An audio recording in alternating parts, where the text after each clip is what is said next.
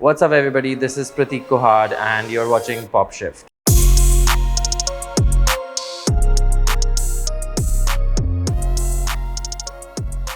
So I grew up in this city called Jaipur in Rajasthan, India. It's like a moderately sized city, pretty close to New Delhi, actually, like a 4 hour drive from New Delhi. Jaipur is like a very cultural city. It's really, really cool. When I was growing up, also, like, we always had like a lot of things to do with like art and culture. And now it's grown as like an art and culture hub even more. It's a big hub for like architecture. Some of the best like jewelry brands in the world like come from Jaipur. There's this one cultural center called Jawahar Kala Kendra, which has like theater and music and shows. So like I just grew up with like that stuff, like one of the more interesting small cities, and also has a very rich history. And then after that, the first time I ever went to the US was New York. So I was thrown from that like straight into like New York City. I feel like they're like the two cities that really shaped me. Like just very, very different cities, very, very different countries. I obviously grew up in Jaipur, but spent like a big formative part of my adulthood, like 18 to like 23 in New York, which like that's kind of like the time which like really shapes you. You make your friends, you like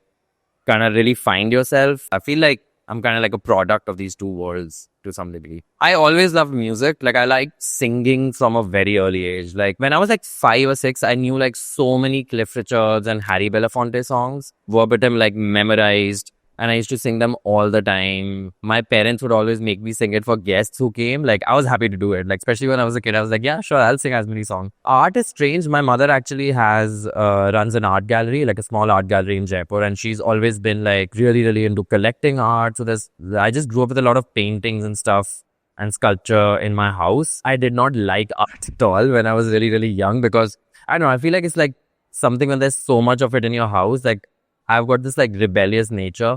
And I was just like, I don't want any part of like this. Also, when we would go on like holidays, my mom would always want to go to art galleries. And you know, like a 7-year-old, 8-year-old kid doesn't want to go to like art galleries on holiday. But I feel like it influenced me for sure. Like just seeing all that around me growing up the whole time. And I like all kind of art forms. Like one of the things that I do on tour is go to museums to like check out what's going on. I'm really into like contemporary art. Now I'm like really grateful that I was like exposed to that because of, you know, my family basically from such an early age. North America tour versus India. Basically anywhere outside of India tends to be a lot of cities kind of compressed together in a short amount of time. So it's intense. We kind of like drive everywhere. So I've been on a tour bus the last 35 days. Mix of like tour bus and hotels. Like it's pretty, just kind of depends on how it goes. Just the nature of like the touring is different. In India, we tend to like also play much bigger shows. That's the other big difference. Like in India, I'm doing like 10 to 15,000 capacity shows versus here there's like rooms like the Beacon, which was large, like 3,000 people almost. I played shows at like Nashville in the Blue Room, which was like 250 people. So that's a very different vibe. It's really nice actually. I like to see like it's different vibes and different sizes in different cities. There was definitely this thing in India that like, you know, an English song is not gonna be successful, like just don't even try. I don't know, I feel like we kind of like broke that, you know, ideology. It's just because like English is also one of those languages which like ironically connects people because like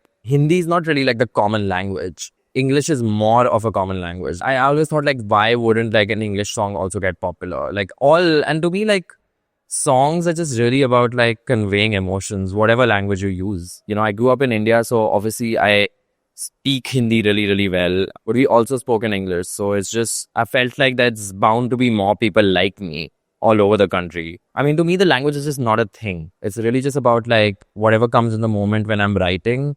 Like if it ends up being Hindi, if it ends up being English, it's just the languages that I know how to speak and communicate what I'm trying to say. CO2 is a song we put out 2 years ago, which actually is like one of my really popular like songs. People always know it in concerts and sing along and stuff. One of the main lines in the song is, nothing says I love you like your eyes fill my lips with carbon dioxide. When I wrote it, I thought it was like clever because like nobody ever uses carbon dioxide in a song, but it's actually like in a really romantic way because it's like when you're like kissing somebody, like, you know, you're literally blowing out carbon dioxide. So it's like a weird picture, but like in the context of the song, it's actually a really sweet, like intimate kind of thing.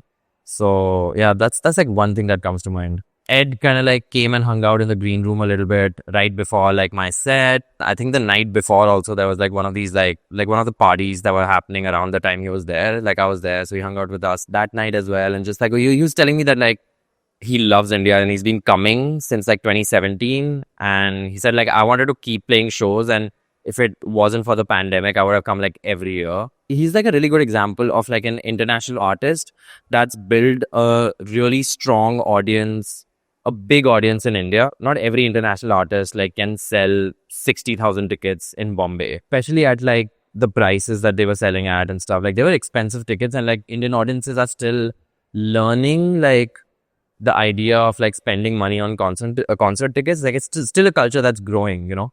It's kind of like one of those things that people don't talk about. Like sometimes the simplest thing is to just put in the work. And Ed Sheeran just like came to India in 2017 when like nobody was coming to India from outside to play, you know, and played like a big show, and then came again. And like 2015, 2017, like he really built that audience, and like it really shows, you know, like everybody who was at the concert had a great time, knew his songs. Yeah, it was cool. It was cool. That the whole like thing was like a cool thing.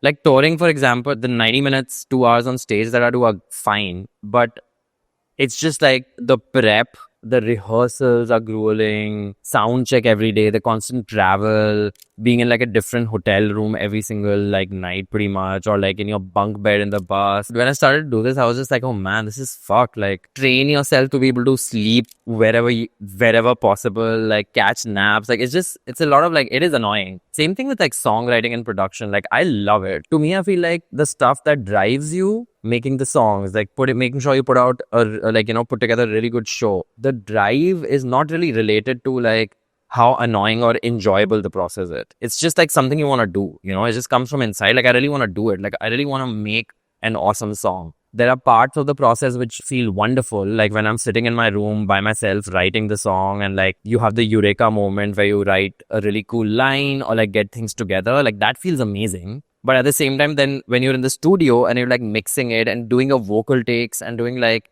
freaking 100 takes a day, and sometimes none of them work and you have to just start over the next day, like the fine tuning stuff is like annoying, really, really annoying. But it's like totally worth it, because like when you actually get it done, then it's like, it's kind of hard to say what's the best compliment I've got really. Every time anything happens, both my mom and dad especially are always like, wow, that's awesome, that's amazing, that's so cool. Like right from the beginning, even when I played like small shows, like, and every song that came out, like my parents are always like really hyping me up. I remember like a couple of years ago, I was with my dad in his office, I think, and like he pulled out like this, like there was this like newspaper article.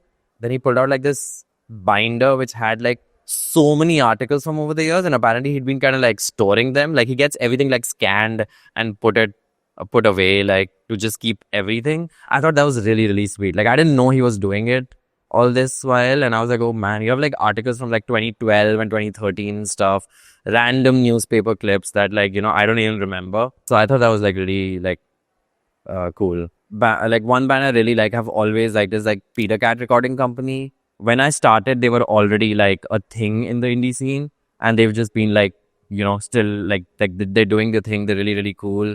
There's this artist I met recently. She's really, really cool. Dot. Her name is like Aditi Dot. But she goes by like just Dot. She's a really good songwriter. She's also like been doing this for a while. Like I remember listening to her songs years ago, but now she's starting to put it on more music. Like she's really, really cool and a really good songwriter. Yeah, that's like the two names that pop out to me like from the indie scene right now. I think like the best advice is to like just not take advice. Do your own thing and trust your gut at some level. I mean, I think it's good to get like information from people, but like you kind of have to figure out your own thing, like what works for you. Like life is crazy. Like, you know, you don't know, like you have to kind of optimize life for yourself, basically, you know, and that takes work. It takes work to figure out what works for you and what you actually really, truly like, you know, deep inside. So I think like following your gut is like a practice that I feel like I've always had a very strong sense of intuition. And I've had phases where I've followed it and not followed it, but just kind of like randomly, like without knowing. But now I started paying more attention to like my instincts, and like I think when I follow my instincts, I'm just generally better off. So that would be my advice in a nutshell, like follow your instincts. I don't know, like this time, like on the bus, we had like the Nintendo Switch. So we were playing like Mario Kart a lot. So that was really fun. I've never played Mario Kart before. I had like a Fortnite phase last year because my nephews left their PlayStation. Yeah, their PlayStation 4 at my house. So I was like, oh, cool, I'll try. And then I started playing Fortnite a lot. Then I had to stop. So I feel like I do a lot of things like a lot, like to the extreme. And then I'm like, okay, enough, you know? So I had like a 1 month phase last year when I was just like, playing like 6 hours of Fortnite a day. It was just insane. I think I had like anxiety problems after that. It's just like that game is so intense. Other than that, I love like watching movies like of all kinds. Like I'm really into like fun like action films and like kind of like switch off your brain, like have a good time kind of movie. But I also like art cinema and like movies with like good like especially like visually interesting movies like you know like Wong Kar-wai films like In the Mood for Love like stuff like that, which is just like just a treat to watch for your eyes. I listen to a lot of podcasts. I watch a lot of random stuff on YouTube. That's like a regular pastime. Like when I wake up in the morning, like I drink coffee and I watch like random YouTube videos. And there's a whole like all kinds of things. Like I'll watch like cooking videos and politics and technology and like what's new with the iPhone or like what's like a cool way to like fix your posture. Like just like all kinds of things. Like so I watch like I just let the algorithm pick for me and just do like random like interesting stuff on YouTube. I like that. Yeah. Yeah. Hi guys, my name is Prateek Kuhad and thank you for watching PopShift.